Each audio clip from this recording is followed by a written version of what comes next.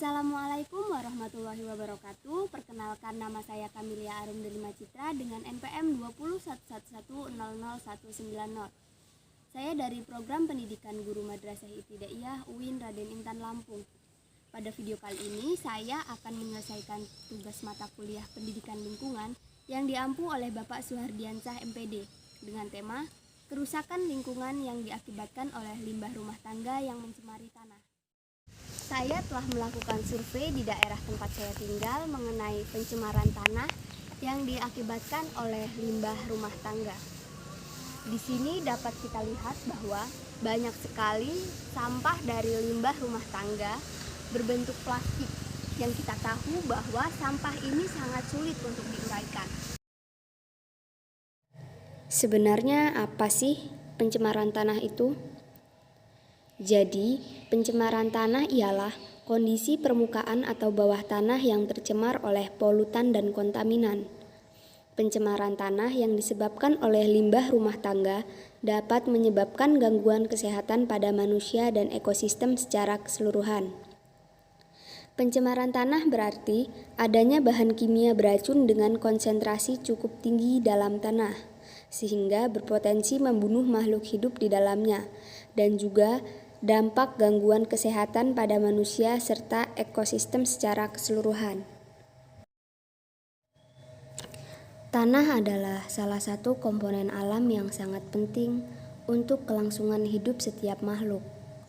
Namun, masih saja banyak orang yang merusak dan menggunakan tanah hanya untuk kepentingan sendiri tanpa memikirkan efek yang akan terjadi di masa yang akan datang.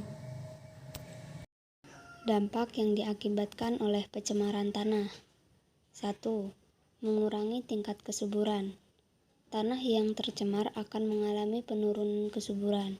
Jika hal ini dibiarkan secara terus-menerus, maka tanah akan bersifat tidak fertil atau rusak. Akibatnya tanah tidak bisa lagi digunakan sebagai media untuk bercocok tanam. 2. Memicu pencemaran lainnya. Pencemaran tanah bisa mengakibatkan pencemaran air dan udara, karena di tanah bagian bawah tersimpan cadangan air atau air bawah tanah. 3. Menyebabkan berbagai penyakit.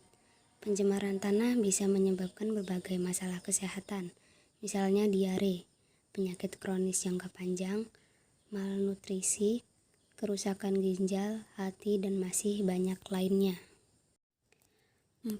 Menurunkan kualitas hasil pertanian. Pencemaran tanah bisa menyebabkan berbagai masalah pertanian, salah satunya sering gagal panen.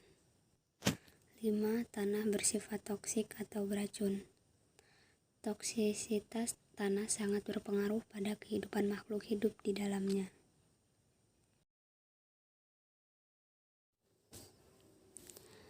Cara mengatasi pencemaran tanah. 1. Membuang sampah pada tempatnya. 2. Pisahkan tempat sampah sesuai dengan jenisnya. 3. Gunakan wadah penyimpanan khusus. 4. Tidak memakai sedotan plastik. 5. Pakai kantung belanja sendiri. 6. Gunakan tempat makan dan minum yang bisa digunakan berulang. Dan 7. Menerapkan reduce, reuse, dan recycle. Mari bersama-sama kita menjaga alam untuk keberlangsungan hidup bersama. Saya akhiri, wassalamualaikum warahmatullahi wabarakatuh.